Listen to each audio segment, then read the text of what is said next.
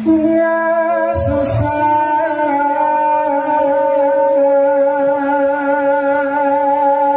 bila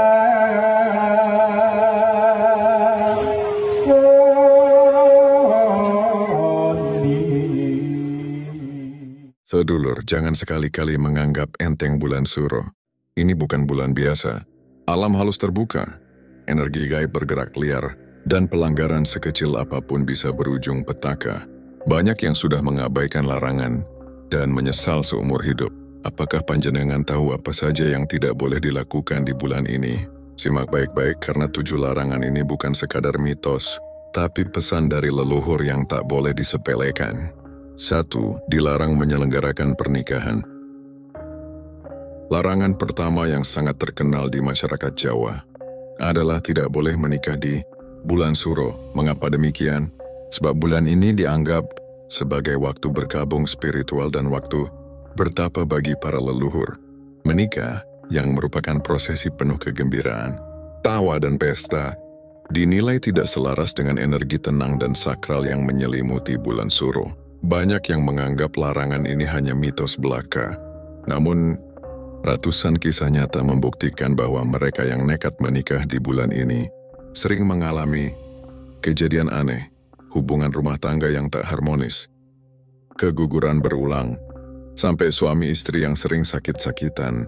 Ada pula yang usahanya langsung bangkrut pasca menikah, atau bahkan keluarga besar yang tiba-tiba dilanda musibah besar setelah pesta pernikahan digelar. Secara spiritual, pernikahan di bulan Suro dianggap seperti memukul gong saat doa sedang dipanjatkan, tidak sopan dan bisa mengundang murka makhluk halus. Bahkan dalam tradisi keraton Jawa, bulan Suro dijadikan sebagai waktu ritual spiritual tingkat tinggi, seperti jamasan pusaka dan tirakatan agung. Semua aktivitas lahiriah ditahan, diganti dengan laku batin dan penyucian diri. Maka dari itu, orang tua zaman dahulu selalu mengingatkan anak-anaknya untuk tidak merencanakan pernikahan di bulan ini. Jika terpaksa karena waktu atau situasi, maka biasanya dilakukan ruatan dan ritual khusus agar pernikahan tersebut tidak mengundang celaka. Kalau panjenengan punya rencana menikah, cobalah hindari bulan ini. Tunda sejenak hingga bulan berikutnya. Lebih baik menunggu dan mendapat restu dari alam dan leluhur, daripada memaksakan diri dan menanggung karma panjang. 2. Jangan menggelar hajatan besar atau pesta meriah. Sedulur, selain larangan menikah, hal yang juga sangat ditekankan dalam budaya Jawa adalah tidak menggelar hajatan besar di bulan Suro. Baik itu pesta ulang tahun, peresmian rumah, sunatan, syukuran besar, bahkan grand opening usaha. Mengapa dilarang? Karena bulan ini adalah waktu hening, bukan waktu rame. Bulan Suro dipenuhi getaran spiritual yang tenang dan sakral, dan pesta meriah dianggap mencederai kekhusyukan tersebut. Hajatan besar adalah bentuk selebrasi penuh tawa, musik keras dan keramaian. Padahal, menurut kepercayaan Jawa, bulan Suro adalah saat para leluhur turun ke bumi, makhluk halus berkeliaran bebas, dan alam halus sedang terjaga. Ketika manusia justru membuat kegaduhan, maka bisa dianggap sebagai penghinaan terhadap suasana batin bulan ini. Akibatnya, gangguan supranatural sering datang. Banyak kisah menyebutkan, mereka yang nekat menggelar hajatan di bulan Suro mengalami kejadian aneh. Makanan basi tiba-tiba, listrik padam berkali-kali, tamu kesurupan, bahkan terjadi kematian mendadak di tengah hajatan. Dalam beberapa kasus, setelah pesta selesai, keluarga yang punya hajat mengalami masa sulit. Bertubi-tubi mulai dari rezeki seret, sakit misterius hingga rumah tangga yang porak-poranda. Orang tua zaman dulu bahkan rela menunda syukuran pindahan, rumah atau kelahiran cucu demi menjaga harmoni spiritual di bulan ini. Sebab hajatan dianggap seperti membangunkan singa tidur di saat alam halus sedang aktif. Sebuah tindakan yang bisa menimbulkan amarah dari energi gaib yang tersinggung. Namun jika memang terpaksa harus mengadakan acara di bulan ini, biasanya masyarakat Jawa melakukan beberapa laku spiritual penetral, seperti selamatan kecil, membakar kemenyan, dan memanjatkan doa kepada leluhur untuk memohon izin dan perlindungan. Ada pula yang mengundang sesepuh atau spiritualis untuk meruat tempat dan waktu agar tidak terjadi benturan energi.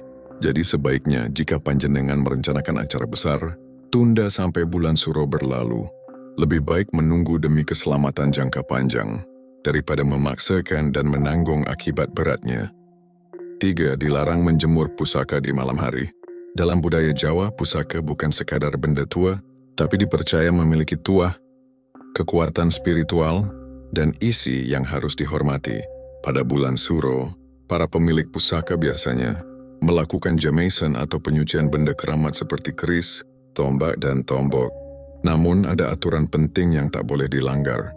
Jangan menjemur atau menaruh pusaka di luar rumah pada malam hari, apalagi tanpa ritual. Mengapa hal ini dilarang? Karena malam di bulan suro dipercaya sebagai waktu di mana makhluk halus berkeliaran bebas dan alam gaib sangat aktif. Pusaka yang dibiarkan terbuka tanpa penjagaan bisa menjadi tempat masuk atau wadah bagi entitas lain, bahkan bisa berubah energi menjadi negatif. Akibatnya, pusaka justru menjadi sarang petaka bukan penjaga keselamatan lagi. Sudah banyak kisah tentang pusaka yang berubah galak, menyerang pemiliknya, atau membawa gangguan bagi keluarga. Ada yang mengalami mimpi buruk terus-menerus, ada yang kesurupan, bahkan ada rumah yang tiba-tiba panas dan tidak betah ditempati. Setelah ditelusuri, ternyata semua berawal dari pusaka yang dijemur sembarangan saat bulan suro. Bahkan ada kisah dari seorang kolektor pusaka yang mengadakan pameran malam di bulan suro. Tanpa ritual khusus, ia memamerkan keris dan tombak kuno. Dalam waktu seminggu, 3 pengunjung mengalami kerasukan dan dirinya sendiri jatuh sakit tanpa sebab medis. Akhirnya ia mendatangkan seorang abdi dalam keraton untuk meruat koleksi dan meminta maaf secara spiritual. Maka dari itu, bila panjenengan memiliki pusaka dan hendak menjamasi atau membersihkannya di bulan suro, pastikan dilakukan dengan aturan adat. Gunakan bunga 7 rupa, air kembang setaman, dan dibarengi dengan doa serta laku batin. Jangan pernah menjemur atau meninggalkannya sembarangan. Ingat, pusaka itu memiliki jiwa, dan bulan suro adalah waktu yang sangat sensitif. 4. Jangan menyampaikan sumpah atau janji besar. Bulan suro adalah bulan yang sakral, di mana segala ucapan dan niat dianggap lebih cepat sampai ke alam spiritual. Oleh karena itu, salah satu larangan yang sangat dijaga adalah tidak menyampaikan sumpah, nazar, atau janji besar di bulan ini, terlebih bila panjenengan belum yakin bisa menepatinya. Dalam filosofi Jawa, janji itu seperti utang. Jika diucapkan dalam bulan yang sakral dan tidak ditepati, maka akibatnya bisa jauh lebih berat. Leluhur percaya bahwa sumpah di bulan suro bukan hanya didengar manusia, tapi juga disaksikan oleh makhluk halus dan kekuatan alam gaib. Jika dilanggar, tidak hanya membawa sial, tapi bisa menimbulkan kemalangan yang berkepanjangan. Contohnya, ada seseorang yang bernazar akan berpuasa 40 hari jika keinginannya terkabul. Ia mengucapkannya di malam 1 suro. Namun setelah keinginannya tercapai, ia lupa menunaikan janjinya. Hanya dalam hitungan minggu, ia kehilangan pekerjaannya, keluarganya retak, dan tubuhnya terasa berat seperti ada yang menindih tiap malam. Setelah berkonsultasi dengan seorang spiritualis, baru ia sadar bahwa nazar yang ia ucapkan di bulan suro itu telah membuka jalur karma spiritual. Bahkan dalam tradisi abdi dalam keraton, jika ada janji atau permohonan besar, mereka menunggu bulan suro lewat, karena menurut mereka suro adalah bulan merenung, bukan bulan mengikrarkan tekad. Bulan ini adalah waktu untuk menyatu dengan yang gaib, bukan untuk membangun ambisi duniawi. Jadi jika panjenengan memiliki keinginan besar, simpanlah dalam hati dulu. Tunggulah bulan Sapar atau Rabiul Awal untuk menyatakannya secara terbuka. Hormatilah bulan ini dengan diam, batin yang bersih dan laku spiritual. Karena bila salah langkah, ucapan panjenengan bisa jadi doa, tapi doa yang justru membawa cobaan. 5. Dilarang berwisata ke tempat angker atau makam leluhur tanpa tujuan jelas. Sedulur larangan berikut ini seringkali dianggap sepele, namun sejatinya sangat penting. Jangan sembarangan berwisata atau berkunjung ke tempat angker, situs keramat, atau makam leluhur tanpa tujuan dan etika yang jelas. Di bulan suro, bulan ini adalah waktu terbukanya gerbang halus, di mana tempat-tempat wingit menjadi sangat sensitif dan aktif secara spiritual. Mengunjungi tempat-tempat seperti petilasan, punden, gunung, hutan keramat, atau makam tokoh-tokoh besar haruslah dilakukan dengan hati-hati dan penuh tata krama.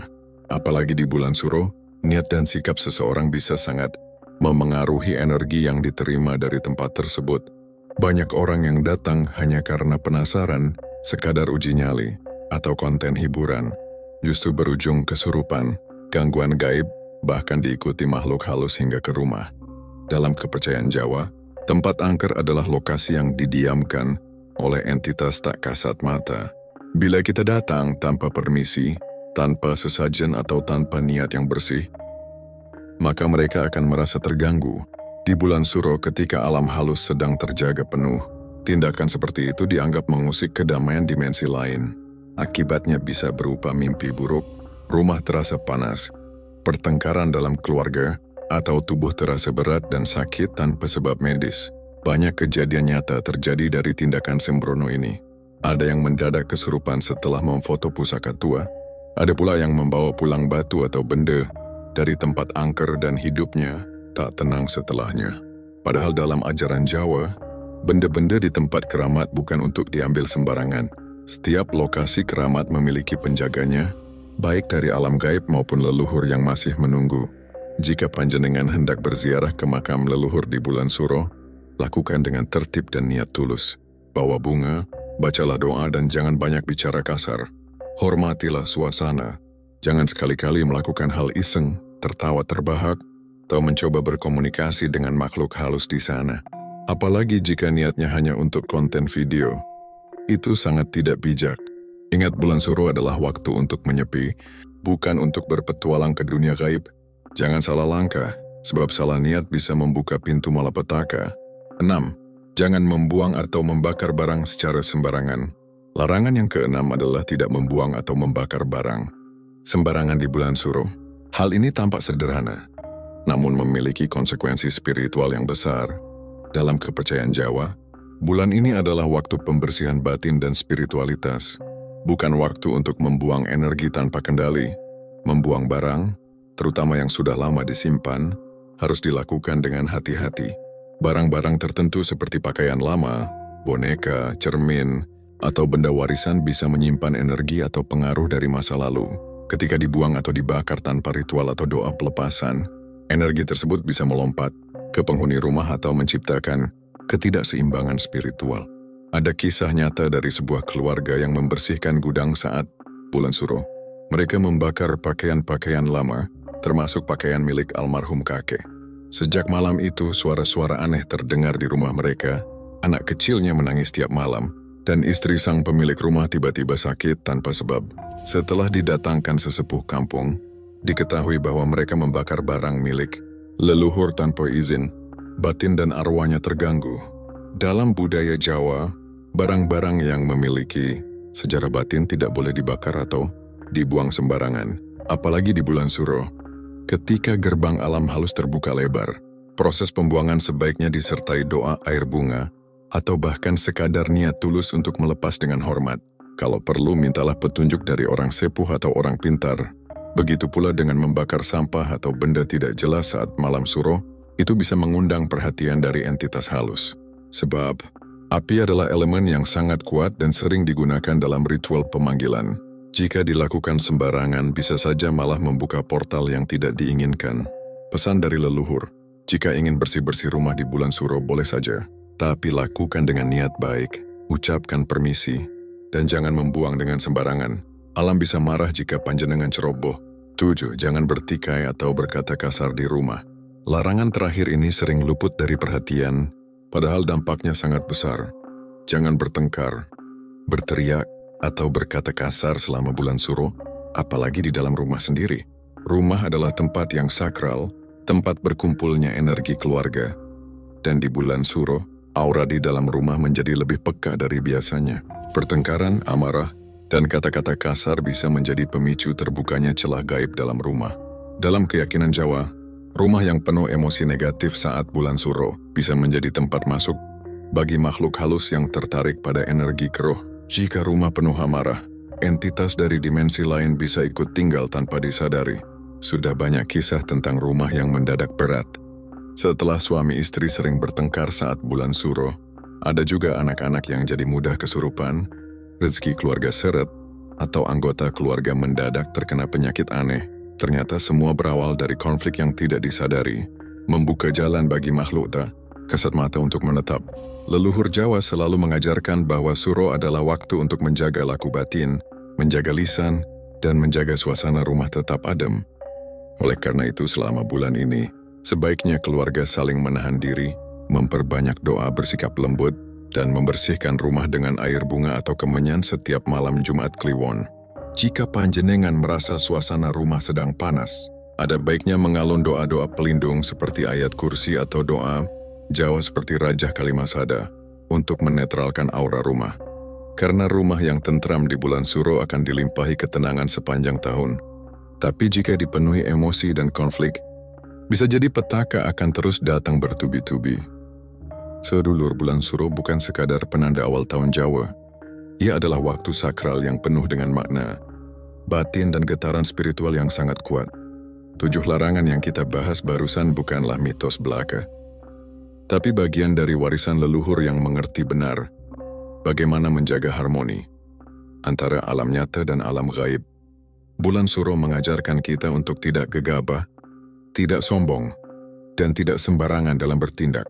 Ia adalah bulan untuk menyepi, introspeksi, membersihkan diri dari hawa nafsu duniawi, dan menyambungkan kembali hubungan kita dengan Yang Maha Kuasa dan para leluhur. Larangan-larangan ini adalah pagar spiritual agar kita tetap dalam lindungan, bukan untuk menakut-nakuti, tapi untuk mengingatkan. Jika kita mampu menahan diri, menjaga ucapan, menghormati waktu, dan menghindari hal-hal yang dilarang, insya Allah hidup kita akan lebih tenang. Rezeki lancar, rumah tentram, dan segala urusan dimudahkan.